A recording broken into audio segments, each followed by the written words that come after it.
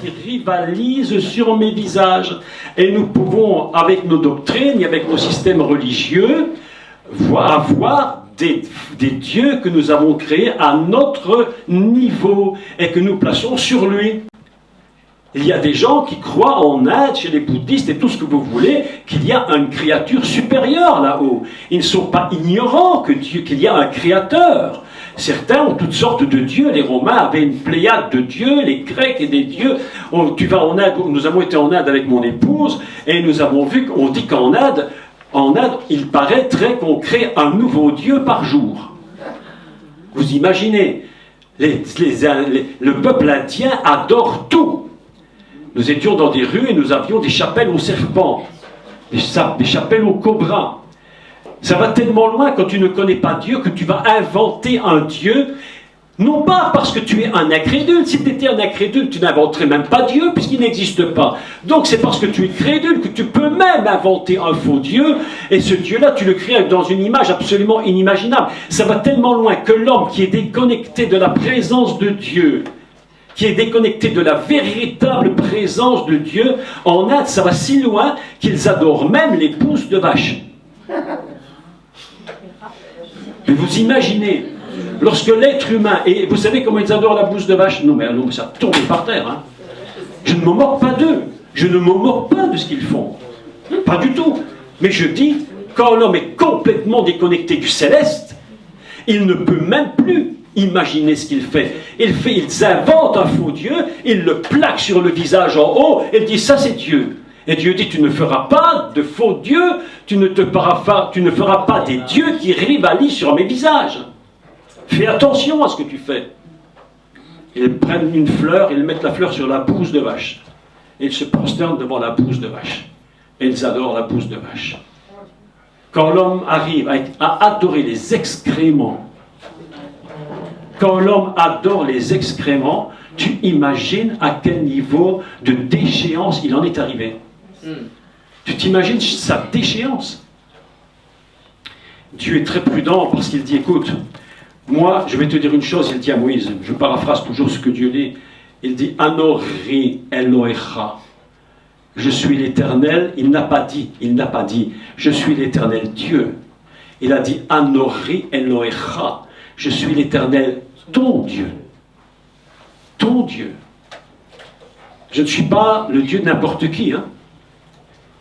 Ton Dieu, c'est pas n'importe qui. Hein. C'est pas n'importe quoi. Faites très attention de ne jamais prêcher Dieu en voulant prendre sa place. Et croire que tu es plus aussi important que lui ou plus important. Lorsque Moïse entend Elohecha, Moïse, tout de suite, il sait qu'il est en dessous de Dieu. Et non pas au même niveau ni au-dessus. Anori Elohecha, je suis l'Éternel ton Dieu, tu ne feras pas, écoute bien le texte, écoutez bien le texte, je vais le lire, je vais essayer où je l'ai mis ici.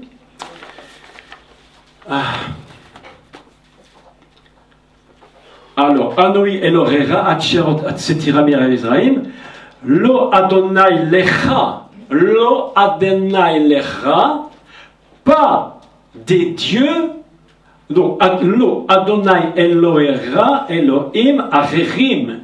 Tu n'auras pas de Dieu faux pour toi. Tu ne feras pas pour toi. Incroyable. Il n'a même pas dit tu ne feras pas des faux dieux pour les autres. Il dit les autres c'est leur problème. Je te parle à toi Israël, je te parle à toi Moïse. Tu ne feras pas des dieux pour toi qui rivalisent sur mes visages. Tu imagines le texte. C'est impressionnant quand même. Donc ce premier commandement est extrêmement important parce que Dieu dit tout ce qui va suivre ne dépend que de ça. Alors en réalité, quand il dit je suis l'Éternel ton Dieu qui t'a fait sortir d'Égypte, ce n'est pas un commandement. C'est simplement donner les bases sur lesquelles tout va reposer les 10 paroles, les 10 mises en garde. Donc la première parole est très importante, tu n'auras pas de Dieu qui rivalise sur mes visages. Fais très attention à cela. Il dit, deuxième chose, tu ne te feras point d'image taillée ni de représentation quelconque des choses qui sont en haut dans les cieux, qui sont en bas sur la terre, et qui sont dans les eaux plus bas que la terre. Tu ne te prosterneras point devant elles, et tu ne les serviras point, car je suis un Dieu jaloux. Ici, tout le texte mérite une explication énorme et immense explication, qui punit l'iniquité des pères sur les enfants. Je lis en français, puis je vais essayer d'expliquer, parce que le texte est traduit un peu compliqué. La traduction est une traduction faite pour la lecture française, mais en hébreu, pas tout à fait ça, mais je lis en français. Je suis un Dieu jaloux qui punit l'iniquité des pères sur les enfants. C'est pas ça qui est écrit d'ailleurs, mais sur les fils. Sur les fils, en réalité. Jusqu'à la 3e et à la 4e génération de ceux qui me haïssent, et qui fait miséricorde jusqu'à 1000 générations à ceux qui m'aiment et qui gardent les commandements. Ce deuxième commandement est absolument très important, mais il faut le comprendre. Parce que le texte, à partir de ce texte-là, on a construit des doctrines terribles, des doctrines absolument terribles, qui ont mis les peuples de Dieu dans des grandes difficultés et dans des fausses doctrines. Mais je reprends le début. Tu ne te feras point d'image taillée, ni de représentation quelconque, c'est-à-dire que tu ne te feras... La Bible nous dit que il parle au peuple d'Israël qui tombait dans le piège. Et le peuple d'Israël avait construit des statues et des idoles. Ils avaient été tellement loin qu'ils avaient même construit une idole qui s'appelait l'idole de la jalousie. Et qui avait été faite volontairement pour exciter Dieu. Vous imaginez ça? Ils avaient fait une idole de la jalousie qui était faite pour exciter Dieu et l'agacer. Et c'est pourquoi il dit Elkana, Elkana, je suis un Dieu jaloux. Je suis un Dieu jaloux. Et toi, Israël, tu vas te prostituer avec les idoles et tu te prosternes devant tes statues qui ne peuvent ni entendre ni parler. Autrement dit, quand tu vas dans des religions, et là je te mets les pieds dans le pas, mais il faut le dire, il n'y a rien à cacher, quand tu vas dans des églises catholiques où on prie les statues, ils sont complètement à côté de la réalité. Et mes amis, je vous dis que les statues que tu vois dans l'église catholique, cette idolâtrie qui nous paraît à nous extrêmement terrifiante. Tu rentres dans le monde, j'ai eu l'opportunité d'aller en Pologne, et j'ai vu qu'en Pologne, quand tu rentres dans une église catholique, tu ne trouves même pas Jésus. Tu trouves une vierge couronnée de 12 étoiles, avec un bébé dans les bras, autrement dit la mère, la vierge, hein, bon, on va dire un peu plus franchement, le démon qui se cache là, tient dans les bras un bébé qui n'est qu'une résurgence d'une religion égyptienne, et même encore avant, de la religion de Nimrod, la religion de la mère et de l'enfant. C'est une abomination. Et quand tu rentres dans cette église-là, tu te rends compte qu'il n'y a que des bougies aux saints et aux idoles. Mais mes amis, ce que nous voyons de ces idoles, nous paraît terrible. Mais en réalité, ce n'est qu'une infime petite part d'une catastrophe beaucoup plus grande. C'est qu'ils ne se rendent pas compte qu'ils ont touché le céleste. Et quand tu touches le céleste, tu touches le cœur même de Dieu. Et ce cœur de Dieu qui est touché, alors évidemment, va produire un effet dramatique pour ceux qui pratiquent ces choses. Ainsi, tous ces pauvres gens qu'on a instruits dans l'idolâtrie, ils sont pris par des démons. L'apôtre Paul est très très clair par rapport à ce commandement. Il dit que ceux qui prient les idoles prient des démons. Oui, c'est la vérité. La Vierge Marie, avec son visage angélique, ses 12 étoiles sur la tête, moi, c'est mon opinion. Je ne dis pas que c'est 100% juste, mais je pense, moi, uniquement. Ça ne vous force pas de croire ce que je crois. Je dis seulement une idée que je pense être vraie. Je crois que la Vierge Marie n'est pas un démon. La Vierge Marie, c'est le diable. Et vous savez pourquoi je le crois? Parce que la Vierge Marie, elle contrôle le monde entier. La Bible nous dit, le prophète dit, je crois que c'est Jérémie qui dit la reine des cieux. Si vous allez chez les catholiques, ils vous parlent de Marie, reine des cieux. Vous avez vu ça? Et la Bible nous dit que tous les malheurs qui viennent sur la terre viennent à cause de la reine des cieux.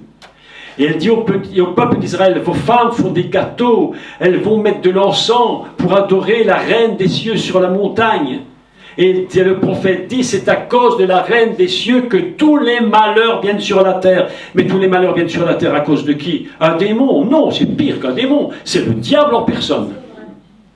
C'est pourquoi les gens qui sont pris dans le piège de l'idolâtrie de la Vierge Marie, pour sortir de là, il leur faudra au moins 10 paroles pour casser cet esprit méchant.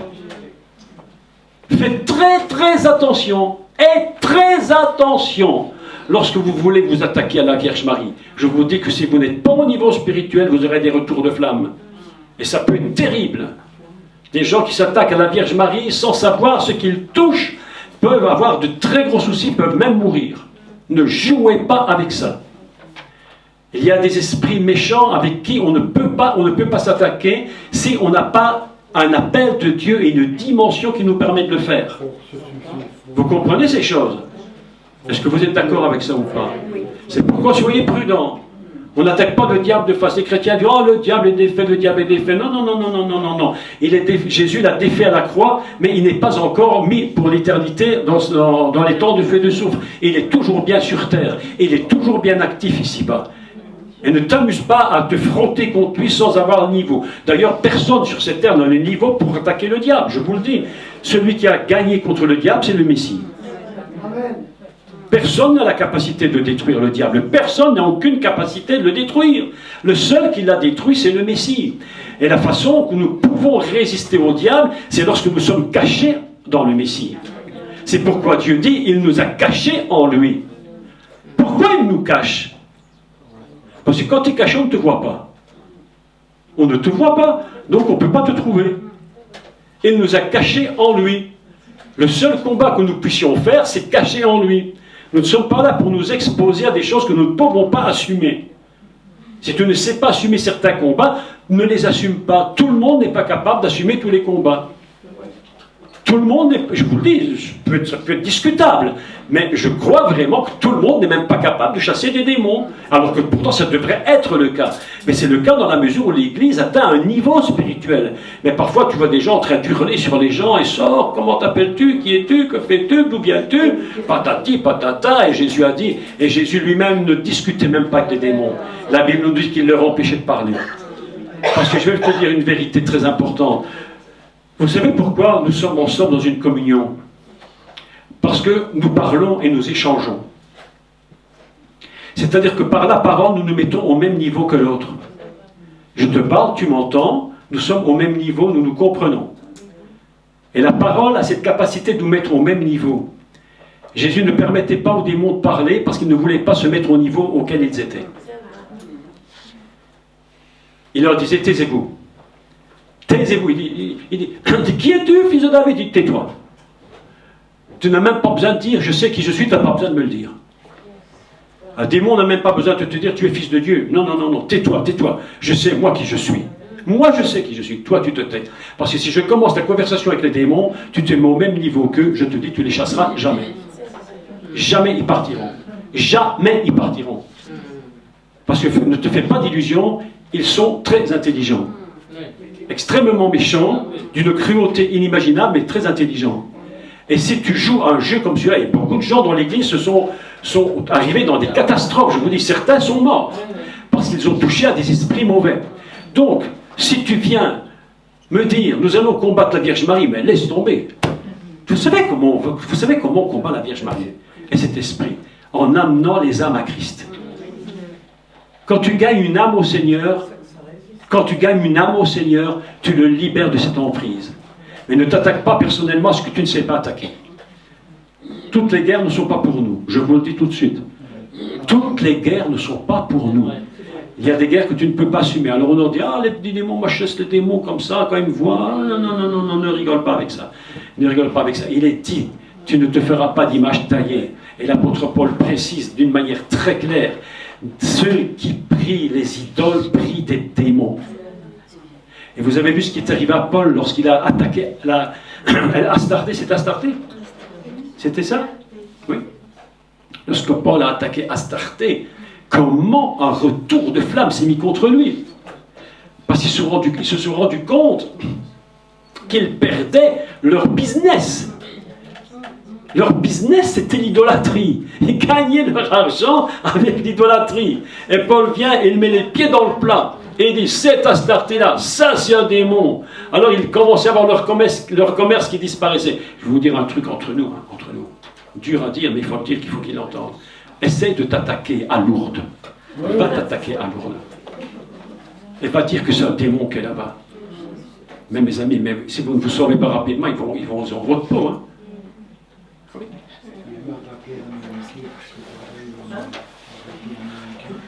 Attaque-toi seulement à ça, tu vas voir ce qui va arriver. Ose aller dire publiquement, tous ceux qui vont à Lourdes faire leur pèlerinage vont prier un démon. Et vont... Ah, je te dis, ça va chauffer. Parce que si tu touches à la Vierge Marie, quand tu touches à cette idole-là, tu touches le diable. Tu touches, ah ben oui, Fatima et Borin et tout ce que tu veux, et tout ce que tu peux imaginer.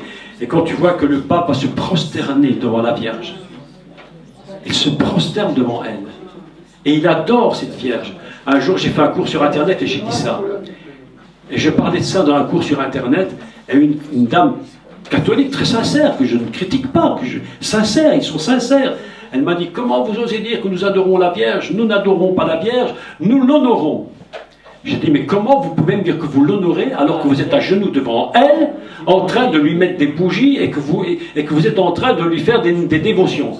Ne me dites pas que vous l'honorez. Si tu honores quelqu'un, tu dis seulement, je reconnais qui elle est. Mais lorsque tu te prosternes devant, tu l'adores. Paul dit, ce genre de personnes, il dit, ce sont des démons. Ils adorent des démons. Bon, c'est pas dans les voies des catholiques. On a essayé, vous savez, en leur disant, c'est le diable, fais ce que tu veux, tu ne peux pas le sortir de la tête. Si ce n'est pas un miracle.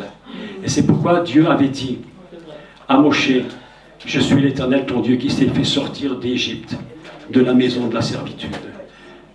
Il y a des églises, mes amis, c'est terrible à dire, mais je vous le dis quand même, des églises qui sont des Égyptes. Des dénominations qui sont des Égyptes. Et toi, tu es pris dans une dénomination égyptienne, à l'esprit égyptien, et ta maison à toi où tu vis est devenue un véritable lieu d'esclavage. Et nous avons remarqué, mon épouse et moi, que ces gens qui prient beaucoup, ces idoles, sont très superstitieux. Extrêmement superstitieux. Parce que l'idolâtrie entraîne la superstition. Et la superstition, elle vient parce qu'elle entraîne la peur. Et comme tu as peur, alors que l'Éternel dit que nous libère de la peur, comme ces gens sont pris dans la superstition, la peur les saisit. Et c'est comme ça que tu vois ces personnes complètement dans l'angoisse et la crainte. Et leur visage commence à baisser. Ils ne peuvent plus avoir le sourire. Chaque jour, c'est l'angoisse. Et l'idolâtrie entraîne le culte des morts. Le culte des morts. Et Israël se fait prendre au piège. Israël se fait prendre au piège. Israël va prier sur la tombe de Rav Schneerson à New York. Et ils vont mettre des neuvaines, et des requêtes de prière sur la tombe de Rav Schneerson, parce qu'ils avaient cru qu'il était le Messie qui allait venir. Non, mais écoutez, je ne les critique pas. Je dis seulement, quand tu ne connais pas qui est Yeshua, le Messie, tu le cherches de tout ton cœur, de toute ta force, de toute ton âme. Mais l'apôtre Paul nous dit une chose terrible. Il dit, ils ont un voile devant les yeux. Et le voile, il n'est ôté qu'en Christ. C'est le Messie qui tire le voile, parce qu'il se déchire lorsqu'il meurt. Et à ce moment-là, tu vois la réalité de la beauté de l'évangile du Messie. Mais ces pauvres Juifs qui attendent avec impatience et avec sincérité, mais ils sont sincères. J'écoute certains rabbins, ils attendent, ils disent, nous sommes proches du retour du Messie, on l'attend, il va arriver. Préparez-vous, il arrive, ils attendent, mais en attendant, certains ont cru qu'il n'était pas. Et ils vont prier sur la tombe de Rachel. Ils vont en Israël à Bethléem sur la tombe de Rachel. Et ils vont prier sur la tombe de Rachel, mes amis. Et ils vont même mettre un fil rouge autour. Et ce fil rouge, ils le coupent en morceaux, puis ils te le vendent en disant que c'est un porte-bonheur. Je ne vous parle pas des musulmans, je vous parle des juifs. Alors je vais vous dire une chose, écoutez-moi. Pour mettre le pied dans le plat, mettons-les. Pavé dans la mare, mettons-les. Mais Dieu ne nous a jamais demandé d'adorer Israël. Il nous a demandé de l'adorer lui.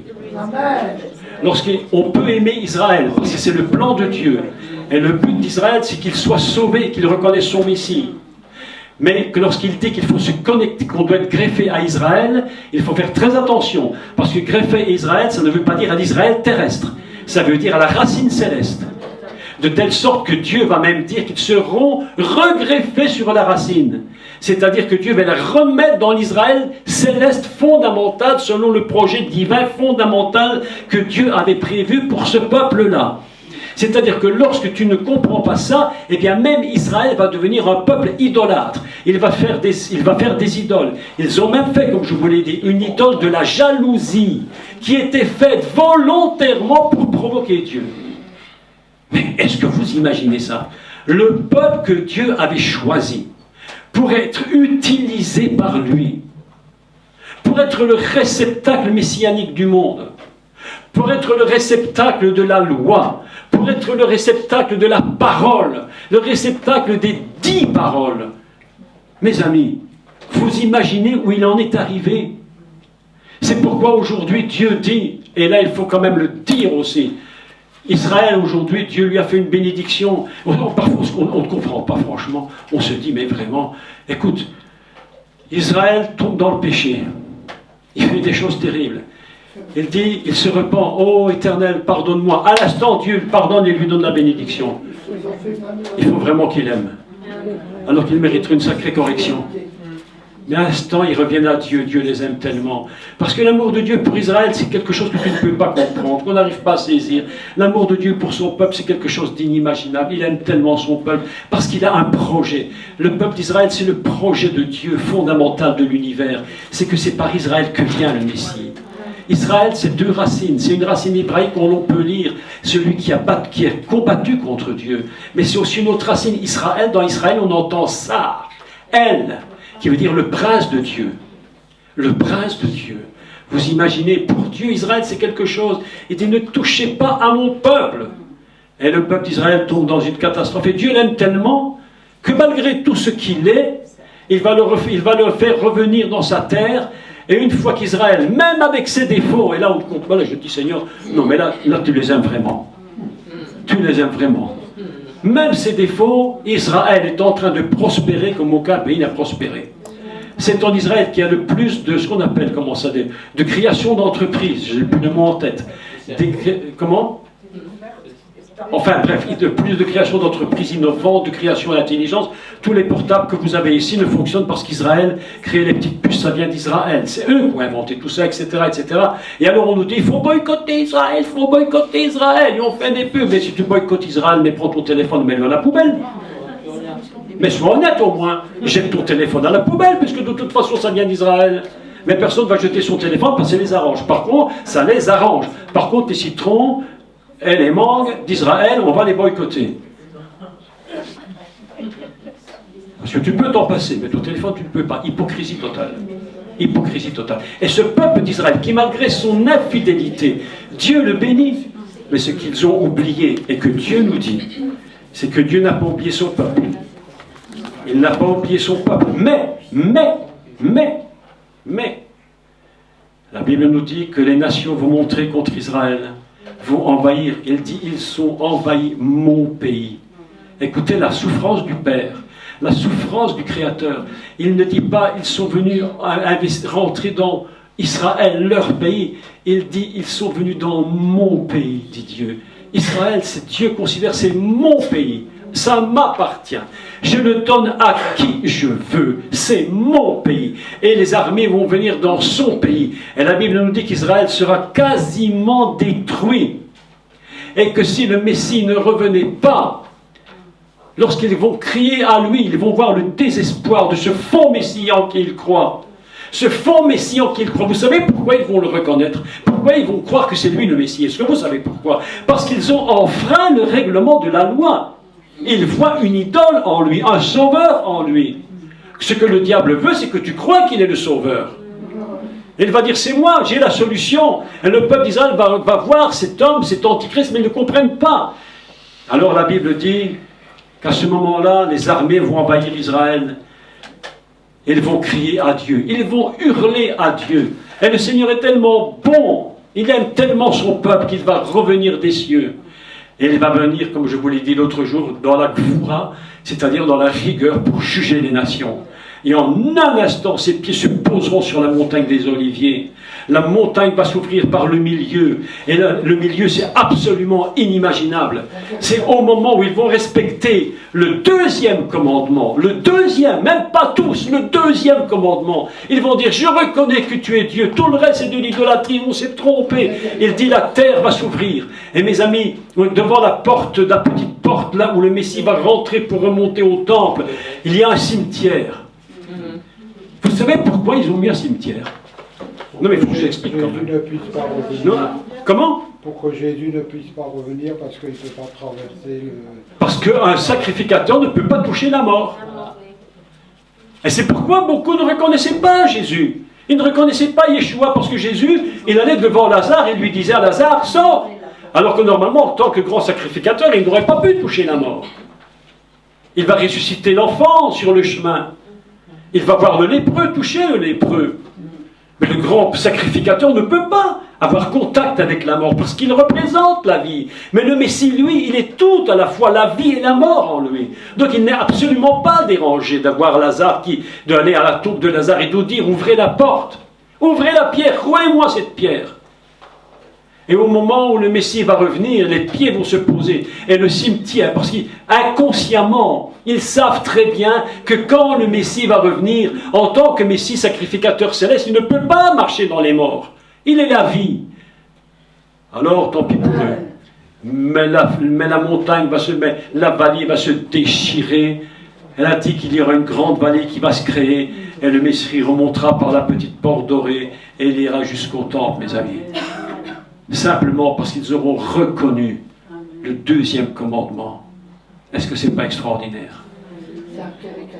Extraordinaire. Il n'a même pas dit autre chose. Il a dit, tu ne te feras pas d'image taillée. Aujourd'hui, Israël a besoin de comprendre ce deuxième commandement.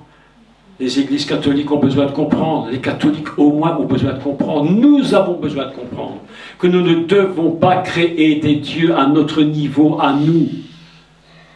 On dit Dieu c'est ça, Dieu c'est comme ça, le parler en langue c'est ça, le baptême de l'esprit c'est ça, Dieu c'est ça, c'est pas autrement. Mais qu'est-ce que tu racontes? Tu es en train de créer des doctrines à toi, tu les mets sur ses pas en disant c'est Dieu. Mais Dieu c'est autre chose que ça.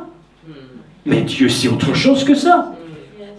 Et les doctrines sont en train, des doctrines d'église bien cadenassées, bien fermées, sont là et on les ferme et puis on prend la doctrine, on la plaque sur, on regarde un de ses visages et paf on le met dessus et on dit voilà Dieu. Non, c'est pas vrai. Ce n'est pas Dieu. Dieu, c'est autre chose. C'est quelqu'un d'autre. Tu ne te feras pas d'image taillée. Vous imaginez que les 10 paroles, quand on commence à les étudier comme ça, à réfléchir à ça, ça nous amène à autre chose. C'est pas simplement réciter de mémoire. C'est bien que tu les récites de mémoire. Mais en réalité, derrière se cache une vérité très grande. Et il faut comprendre tous les secrets de Dieu dans les 10 paroles. Donc, on va maintenant arrêter ce cours. Et peut-être ce soir, si ça vous intéresse, on continue.